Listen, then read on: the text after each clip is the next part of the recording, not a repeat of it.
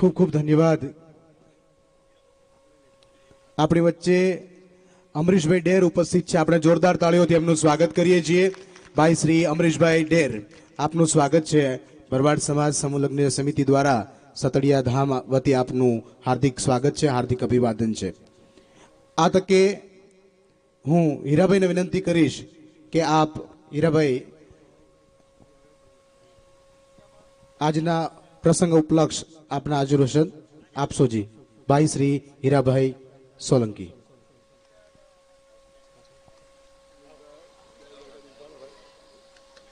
છતડિયા મુકામે શ્રી ભરવાડ સમાજના 9મા સમૂહ લગ્ન પ્રસંગે મંચ પર બિરાજમાન આપણા સૌના ધર્મગુરુ થરાદથી ઉપસ્થિત રહેલા પૂજનીય વંદનીય ઘનશ્યામ ગિરી બાપુ, મંચસ્થ ભાઈ શ્રી વિનુભાઈ,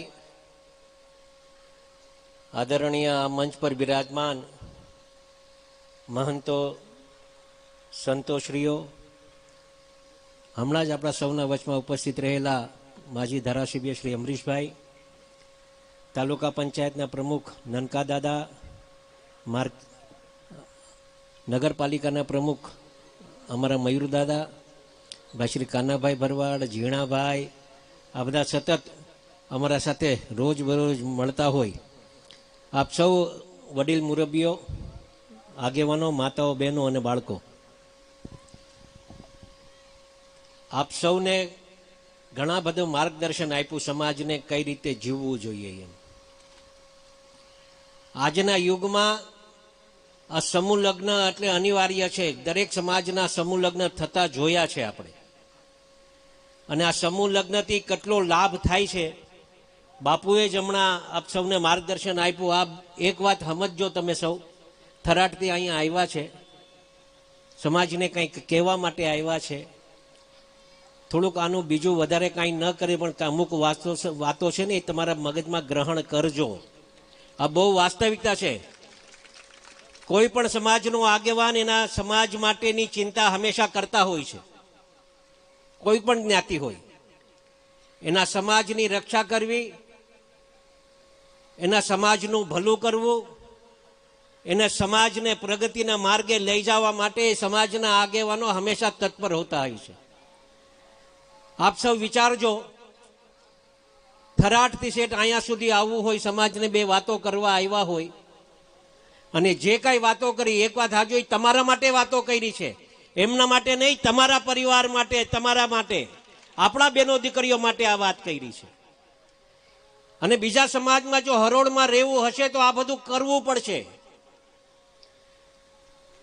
આજનો યુગ છે એ જો તમે શિક્ષણમાં પાછળ રહી જશો તો આવતા દિવસોમાં તમારા બાળકોને કોઈ નહીં પૂછશે. તમારા સમાજને જો બીજા સમાજ સાથે હરોળમાં રહેવું પડવું હોય તો તમારા બાળકોને ભણાવવા પડશે, તમારા બાળકોને દીકરા દીકરીઓને ભણાવવા પડશે. દીકરી છે ને એ બે કુળને તારતી હોય છે મિત્રો. કદાચ ભગવાન એને ક્યારેય, કૃષ્ણ ભગવાન એના પર દુઃખ ના આવવા દે, એવા આપણે માતાજી પાસે ને ભગવાન પાસે આપણે પ્રાર્થના કરીએ. પણ ક્યારેક જો દીકરી ભણેલી હશે ને કદાચ એના ઘરમાં આવક ઓછી આવતી હશે ને તો એ દીકરીને ઘર સંસાર કેમ ચલાવવું ને એ વ્યવસ્થિત રીતે ચલાવી શકશે, એ જો ભણેલી હશે તો. આજે મને અહીંયા બોલાયો, ઘણી બધી વાતો તો બાપુ કરવી હતી, પણ આપ ઘણી બધી વાતો કરી ચૂક્યા છો, મારે એ વાતોને દોહરાવી નથી. પણ છતાં પણ બાપુ, અમે અમારા સમાજના પણ સમૂહ લગ્ન, હું 98માં પ્રથમ ધારાસભ્ય થયો ત્યારથી સમૂહ લગ્ન હું અહીંયા કરતો આવ્યો છું. અમે મહારાષ્ટ્રમાં સમૂહ લગ્ન કરતા, અમે અમારા સમાજના તો કરતા, પણ મરાઠીઓના સમૂહ લગ્ન અમે કરતા. મારા બાપુજીના ચીલા પર અમે ચાલીએ છીએ, અને મારા બાપુજીના આશીર્વાદથી આજે અમે એમ ગર્વ સાથે કહી શકીએ, આ જનપ્રતિનિધિ તરીકે 98 વિધાનસભાનો જનપ્રતિનિધિ છું. હું ગર્વ સાથે એમ કહી શકું, જાફરાબાદ તાલુકાના બાપુ 42 ગામ, અને 42 ગામમાંથી 39 ગામમાં અમારા સમાજના સમૂહ લગ્ન થાય છે. આ બહુ મોટી વાત કહેવાય, બહુ પ્રસિદ્ધ. ને આજે બધા સમાજના લોકો સમૂહ લગ્ન, મને બહુ, જો અહીંયા રામપરા, ભેરાઈ, કોવાયા, બહુ સારી વાત છે. બીજા સમાજ પાસે કંઈક સારી વસ્તુ હોય ને એની આપણે વાત ગ્રહણ કરવી જોઈએ. ભગવાન એ સમાજને કાંઈ કમી નથી આપી આર્થિક રીતે, અને આપણે આ સમૂહ લગ્ન કરીએ છીએ ને કાંઈ માટે આમ ગરીબ માણસો માટેનો સમૂહ લગ્ન નથી. બાપુ અમે આ સમૂહ લગ્નની પ્રથા જ્યારે અહીંયા આ વિસ્તારમાં ચાલુ કરી ત્યારે સૌથી પ્રથમ સમૂહ લગ્નમાં મોટાભાઈ પરસોત્તમભાઈ સોલંકીની દીકરીને અમે સમૂહ લગ્નમાં પરણાવ્યા. મેં મારી દીકરીને સમૂહ લગ્નમાં પરણાવી. આગેવાનોને આમાં જોથાવવું પડતું હોય છે.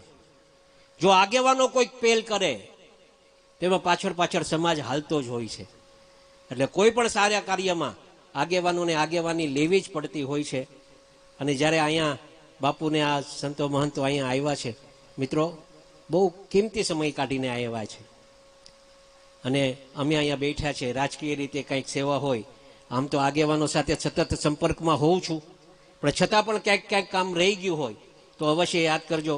આજે અમને અહીંયા બોલાવી અમારું સન્માન કર્યું બદલ આપ સૌનો આભાર માનું છું. જય ઠાકર, જય દ્વારકાધીશ. ખૂબ ખૂબ ધન્યવાદ ભાઈ શ્રી હીરાભાઈ સોલંકી, આપનો ખૂબ ખૂબ આભાર. ત્યારબાદ આપણી વચ્ચે આપણા મહાનુભાવો ખૂબ કિંમતી સમય લઈ અને પધાર્યા છે. આપણી વચ્ચે આવેલા મહેમાન છે તો એમનું આપણે સાલ ઓઢાડીને સન્માન કરશું. વીરભદ્રભાઈ ડાભિયા, સતડિયા સરપંચ, જેમણે ધારાસભ્ય હીરાભાઈના સહયોગથી ઠાકર મંદિરમાં પટાંગણમાં 3 લાખના બ્લોક કરાવી આપેલા છે. ને એમે વનરાજભાઈ વરુ, રાજુલા શહેર પ્રમુખ, આ બંને મહાનુભાવો અને સાથેના તમામ મહાનુભાવોનું પણ સ્વાગત છે. નનકા દાદા જે તાલુકા પંચાયતના પ્રમુખ છે, એમના તરફ